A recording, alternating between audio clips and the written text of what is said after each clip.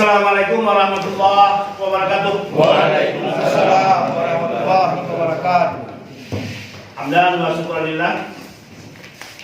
Asyhadu an la ilaha illallah wahdahu la syarika lah.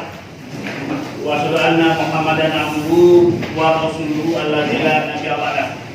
Amma ba'du ya kami hormati pimpinan Datri Muhammadiyah Darul Firman yang dirahmati Allah dan para jamaah sekalian.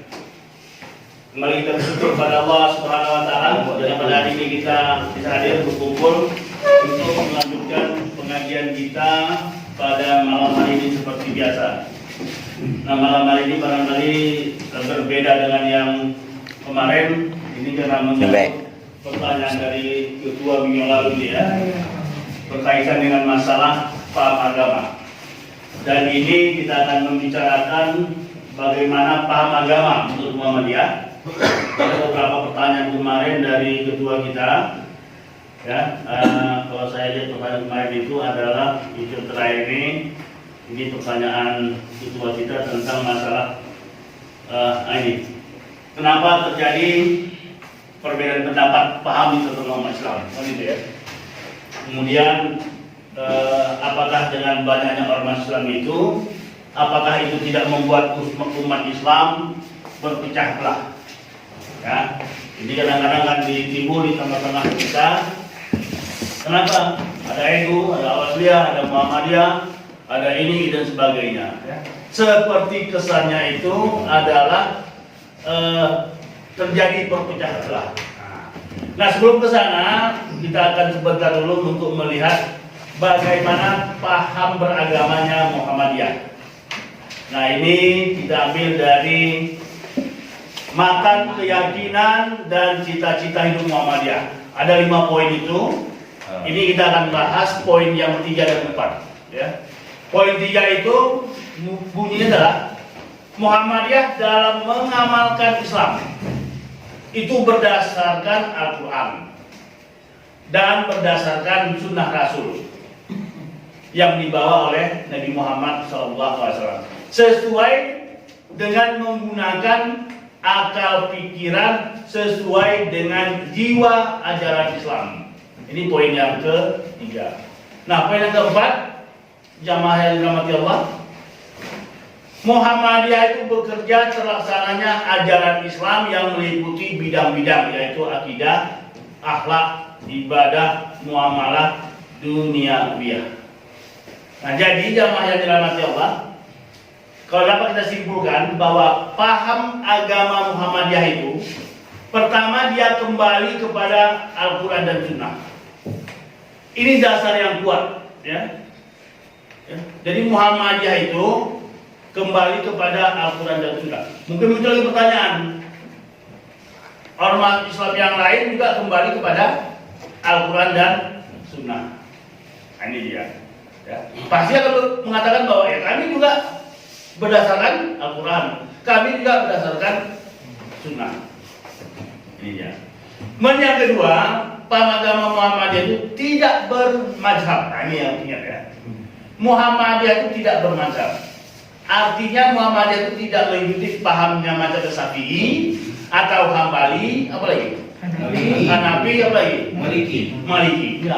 Enggak ada ini. Sebab kalau misalnya macam NU misalnya, macam Al-Wasliyah misalnya, dia itu berpaham Syafi'i.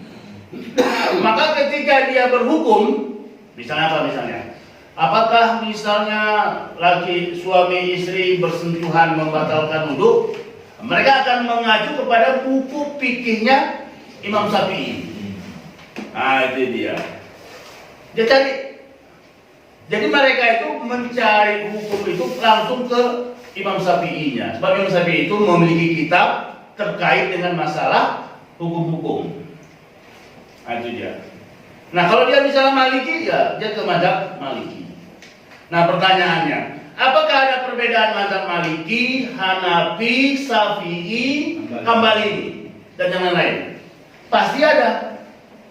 Karena ada itulah maka muncul mazhab. Muncul. Nah, contoh perbedaan begini.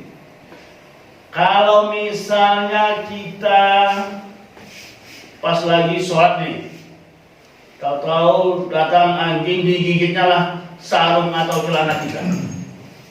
Nah, apa hukumnya? Kan itu kan? Apa hukumnya? Nah ini mazhab ini berbeda-beda. Kalau dia bermadzhab, ini tidak salah ya. Kalau dia bermadzhab Syafi'i, maka itu dianggap membatalkan wudu. Maka harus disamak kembali. Nah ini. Tapi kalau mazhab, ini kok tidak salah ya. Mazhab Hambali enggak demikian. Dia cukup menyiram saja ayatnya. Dia bisa langsung sholat. Atau mengganti tidak mengganti, tapi tetap juga bisa sholat walaupun digigit anjing kain sarungnya. Ini berbeda-beda. Ya, jadi paham-paham berbeda. Jadi di antara empat mazhab ini berbeda-beda ya. Misalnya lagi jarak musafir misalnya. Kalau kita dari sini misalnya ke Medan, jaraknya 60-70 km ya. 76 ya. Apakah kalau kita sholat itu misalnya harus jamak atau belum bisa dijamak? Tergantung pendapatnya. Kalau berpendapat misalnya mazhab Syafi'i, jaraknya itu harus 90 lebih. Maka kalau ke Medan belum bisa dijamak. Tapi kalau mazhab yang lain misalnya Maliki, ya itu bisa. Jangankan dari sini ke Medan, dari sini ke Brastagi pun itu udah dianggap musafir. Nah, di situ bedanya. Ya, itu dia. Jadi sekali lagi, dari itu dengan empat mazhab ini ternyata memang cara berpikir fikih itu pun memang berbeda-beda. Ada perbedaannya. Tapi ingat, perbedaannya itu hanya perbedaan yang cabang-cabang saja, kuliah saja. Ya, itu dia. Nah, bagaimana posisi Muhammadiyah? Ada lagi, Muhammadiyah itu tidak bermasalah. Mungkin muncul pertanyaannya. Nah, kalau begitu, bagaimana mengacu kemana kalau berkaitan dengan masalah fikih, masalah hukum bagi warga Muhammadiyah? Kan itu kalau nggak bermacam misalnya kan? Kemana larinya? Nah, larinya tadi kembali kepada Al-Quran dan Sunnah. Tapi kan Muhammadiyah kan nggak pernah ketemu dengan Rasul, kan gitu kan? Tak pernah ketemu dengan Rasul. Apakah dia mungkin langsung bertemu dengan Rasul Muhammadiyah, warga Muhammadiyah ini atau ketua Muhammadiyah dulu? Tidak. Tapi dia ambillah hukumnya dari keterangan hadis dari ulama-ulama yang membawa riwayat-riwayat hadis itu. Boleh saja dalam suatu misalnya hukum kita mengambil pandangan mazhab Syafi'i, ya kan? Tapi suatu hukum yang lain boleh jadi kita cenderung mazhab Hambali pendapatnya, atau boleh jadi nanti pada mazhab Maliki. Nah, itulah dia. Jadi tergantung bagaimana ulama-ulama Muhammadiyah kembali merojih misalnya, merajih, betul kata tertarjih, mencari mana kira-kira hadis ini yang kuat, mana yang pas dan sebagainya. Maka oleh sebab itu Muhammadiyah itu segala keputusan hukum tentang agama itu dimusyawarahkan di majelis tarjih. Nah, kalau musyawarah tarjih itu jamaah yang dirahmati Allah, itu berkumpul ulama-ulama. Tidak saja ulama Muhammadiyah, tapi juga ulama-ulama di luar Muhammadiyah. Kenapa diikutkan sertakan diundang ulama-ulama di luar Muhammadiyah? Mana tahu ada hadis-hadis atau keterangan yang lebih kuat yang bisa dipakai oleh Muhammadiyah. Itu dia. Nah, kemudian fatwa Muhammadiyah itu tidak hari ini kita putuskan A, sampai kapan-kapan tetap A, tidak. Tergantung ada nggak kira-kira nanti hadis atau sumber hukum yang lebih kuat sehingga membatalkan A ini. Itu ada. Contoh misalnya, dulu pernah difatwakan di majelis tarjih itu haram hukumnya memajang foto Kiai Haji Ahmad Dahlan.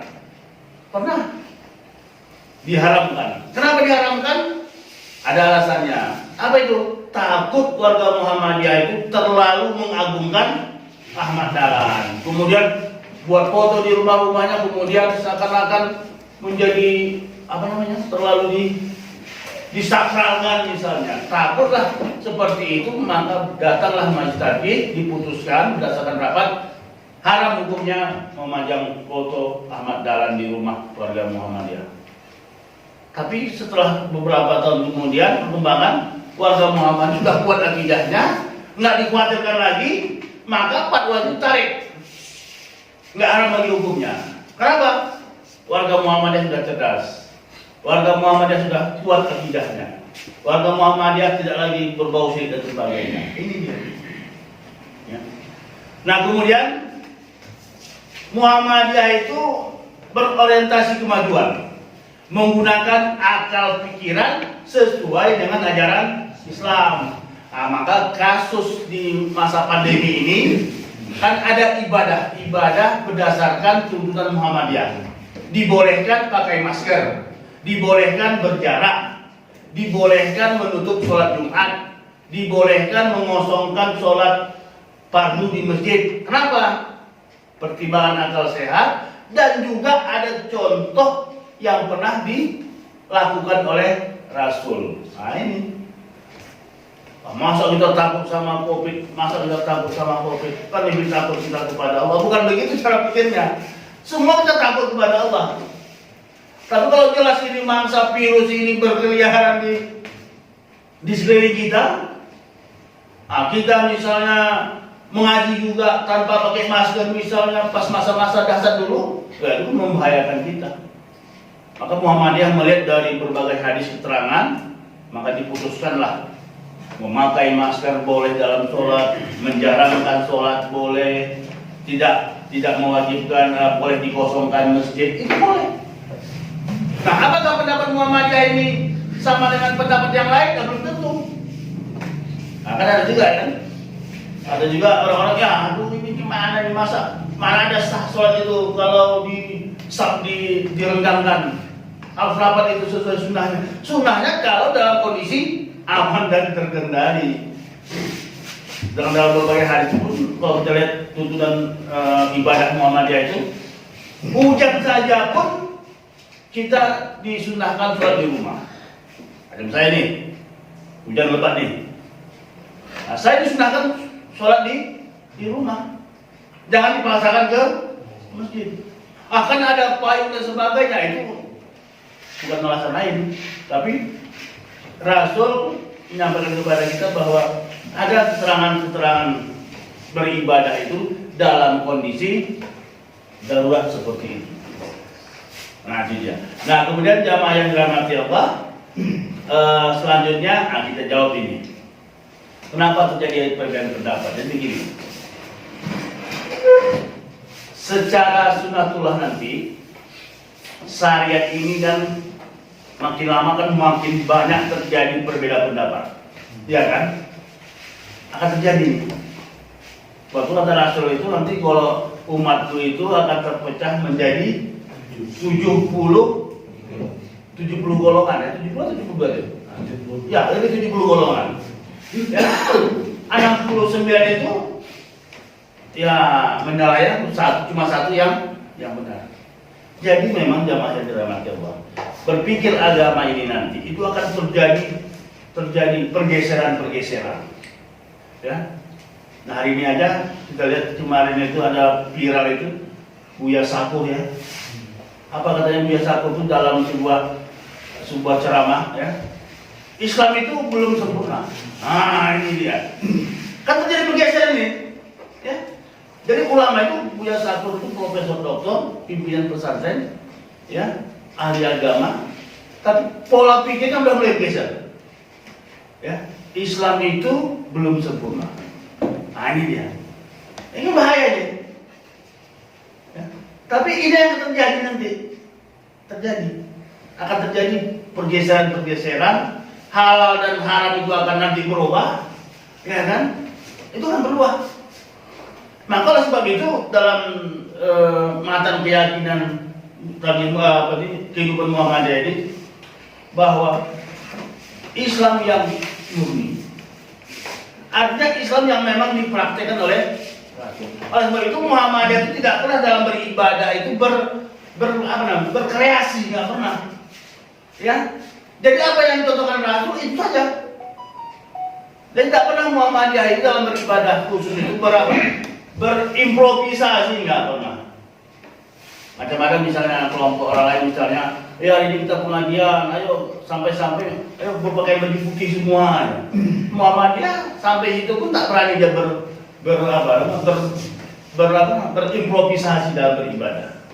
Ya, bagi Muhammadiyah itu ibadah itu yang kita lihat bagaimana cara Rasul beribadah. Ya, jadi kita nggak berimprovisasi. Kita masih ada lihat kelompok-kelompok Islam misalnya berdoa itu sampai menangis dan sebagainya misalnya kan dalam jamaah yang ramai misalnya. Muhammadiyah bukan Muhammadiyah nggak mengatakan itu salah, tidak, tapi Muhammadiyah tidak mau bereksperimen seperti itu, tidak mau berkreativitas seperti itu dalam tata cara beribadah misalnya. Nah, itu dia. Jadi sekali lagi jamaah yang dirahmati Allah, perbedaan pendapat itu akan muncul. Nah, pertanyaan bagi kita, di antara banyak perbedaan pendapat itu pasti ada yang Sama. yang benar. Iya kan? Setiap perbedaan pendapat itu pasti ada yang benar. Itu dia. Pasti ada yang benar. Dan pasti ada yang salah. Nah, tinggal jamaah yang dirahmati Allah, bagaimana kita bisa mengarahkan amalan-amalan ibadah kita menuju titik yang benar. Itu penting. Menuju titik yang benar. Nah, Muhammadiyah mengajak kita ini, titik yang benar itu cuma satu, caranya apa? Merujuk kepada Rasul. Nah, kalau contoh kecil misalnya ibadah sholat misalnya. Kenapa Muhammadiyah itu misalnya tidak selesai salam misalnya, imam tidak memimpin doa dan diaminkan oleh makmumnya?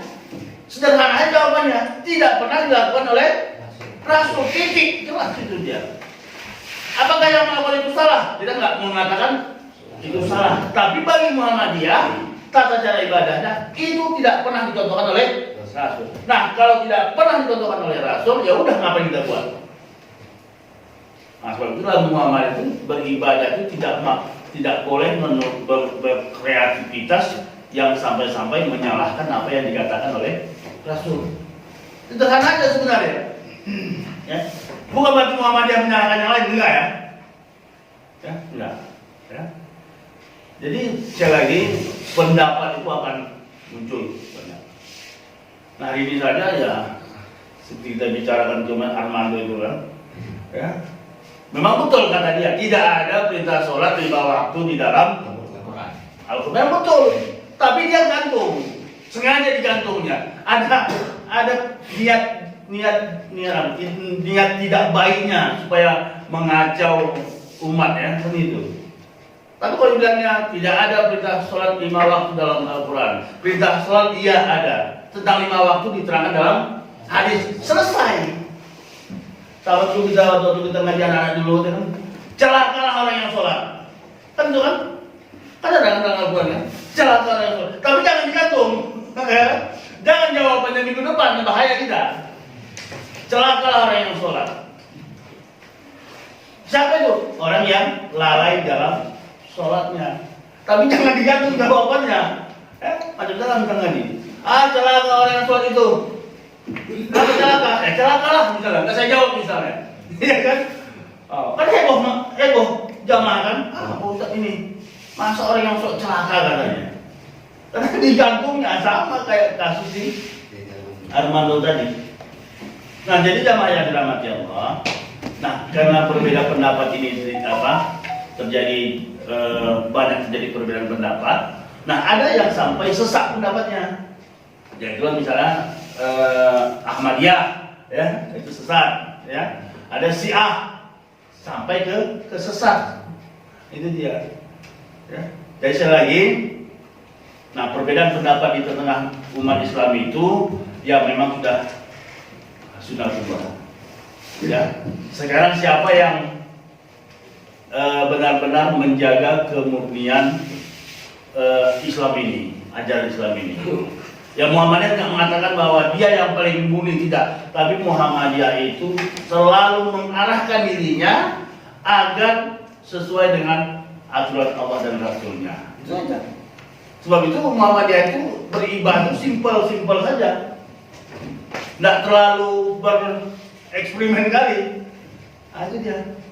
Kalau sholat ya tengok keterangan Rasul gimana sholat, ya udah. Tidak perlu, tidak berkreativitas sekali ya Muhammadiyah itu. Sekali mengarah kepada pendapat Al-Quran dan pendapat hadis. Sekali lagi Muhammadiyah tidak mengatakan dirinya yang paling benar, tapi dia berusaha dengan dalil yang kuat. Benar. Oleh itu kalau kita ingin berdebat tentang misalnya tentang amal Muhammadiyah itu, ya maka kita punya dasar yang kuat. Kenapa tidak begini? Ya karena begini. Jadi ya apa namanya, dasar kita beribadah itu kuat. Waktu kita diajari ketika beribadah apa saja ada dasarnya. Nah kemudian terkait banyaknya ormas, apakah tidak membuat umat Islam berpecah belah? Itu tergantung. Kalau sempat misalnya ormas ini saling tidak menghargai, saling tidak menghargai, ya maka ormas itu menjadi pemecah belah umat. Ya. Kalau misalnya ormas A menyalahkan ormas B menyalahkan ormas C, maka terjadilah perpecahan belah. Tapi kalau tidak sampai ke sana, saling menghargai, ya seperti para ulama-ulama mazhab kita, ya, mazhab orang-orang Hambali ketika berimam dengan Hanafi tidak ada masalah, dia saling menghargai. Nah kalau sampai ke situ, insya Allah banyaknya ormas itu tidak akan menjadikan berpecah belah, malah semakin kuat. Nah sekali lagi tergantung. Walaupun hari ini kita lihat ada indikasinya, ya agak-agak terjadi persinggungan ya, terjadi. Walaupun secara tersembunyi ya. Tapi kita berharap ya ormas-ormas Islam ini ya tidak berpecah belah. Ya. Ini yang harus kita harapkan. Kalau tidak ya itu ormas itu akan menjadi berpecah belah. Nah sekali lagi, mana yang benar? Kita lagi mencari semuanya ini. Ya, mana yang benar? Pemahaman agamanya. Ya. Maka kita lagi mencari. Nah alhamdulillah Muhammadiyah itu kan karena dia konsen kembali kepada ajaran Islam yang murni, artinya yang oleh Rasul, maka mudah-mudahan kita berharap bahwa Muhammadiyah ini bagian daripada Islam yang sesuai dengan aturan Allah dan Rasul. Itu yang kita cari. Oleh itu kita selalu ketika mau hukum apa saja kita merujuk kepada dalil. Nah ini kadang-kadang tengah masalah ini pula ada seakan-akan mungkin ini nyindir Muhammadiyah lah ya.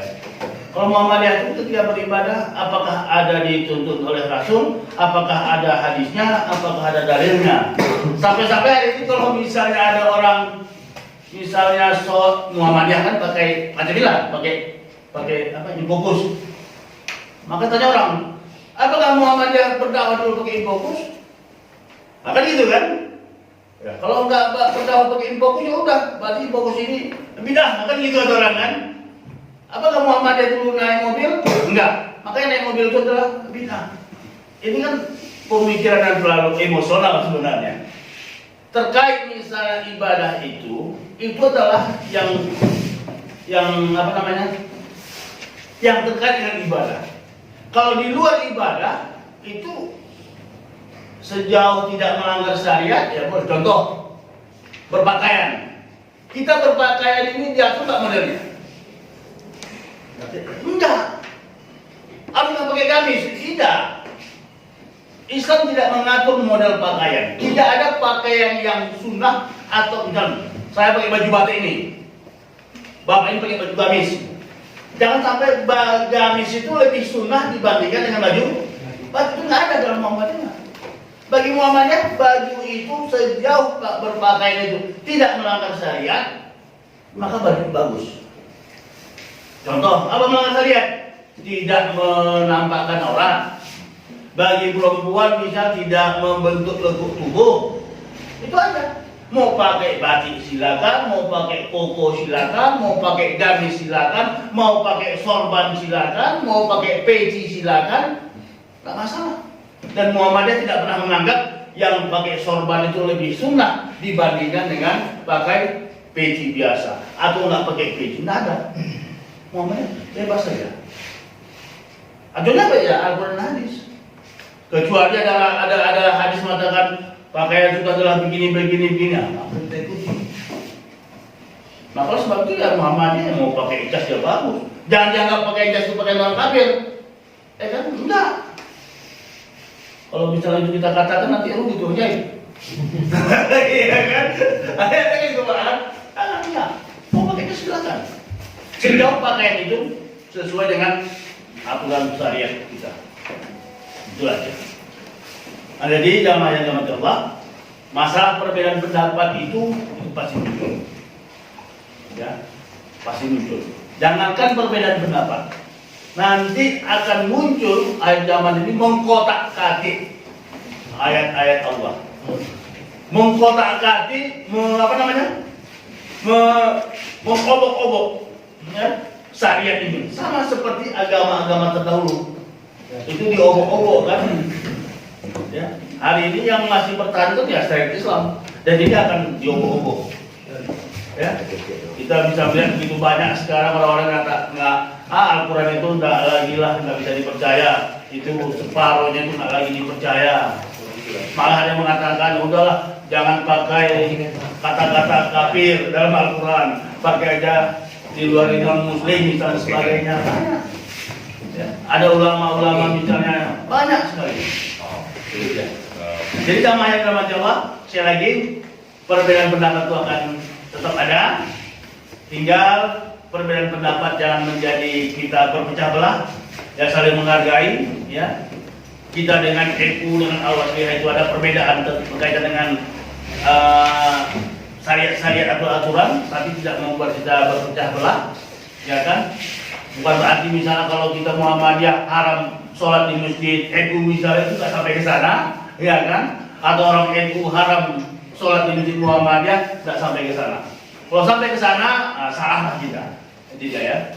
Jadi jamaah yang dirahmati Allah, yang mudah-mudahan sekali lagi kajian yang tentang masalah bagaimana paham Muhammadiyah yang kita tadi pada malam hari ini itu dapat menambah wawasan kita, menambah pemikiran kita, menambah ilmu kita berkaitan dengan terjadinya perbedaan pendapat di kalangan umat Islam. Ya, begitu banyaknya ormas-ormas Islam, insya Allah itu tidak akan menjadi perpecahan di antara kita. Ya. Dan alhamdulillah mudah-mudahan Muhammadiyah sampai saat ini memang mengajak kita untuk beragama, berislam itu insya Allah dituntun berdasarkan dalil-dalil yang kuat. Ini barangkali. Ya, mudah-mudahan ya seperti mukadimah anggaran dasar Muhammadiyah bahwa tujuan ayat Muhammadiyah adalah mengantarkan kita ke pintu surga. Gak sampai masuk. Kalau masuk ya kita aja masuk ya. Coba sampai ke pintu surga saja. Tinggal melangkah, insya Allah kita masuk dalam surga. Amin. Amin. Ya Rabbal Alamin. Demikian saja jamaah yang dirahmati Allah. Lebih dan kurang mohon maaf. Kalau ada kira-kira yang mau ditanyakan atau ada yang kurang jelas ya bisa kita diskusikan bersama-sama. Demikian saja. Lebih dan kurang mohon maaf. Billahi taufiq wal hidayah. Assalamualaikum warahmatullahi wabarakatuh. Waalaikumsalam warahmatullahi wabarakatuh.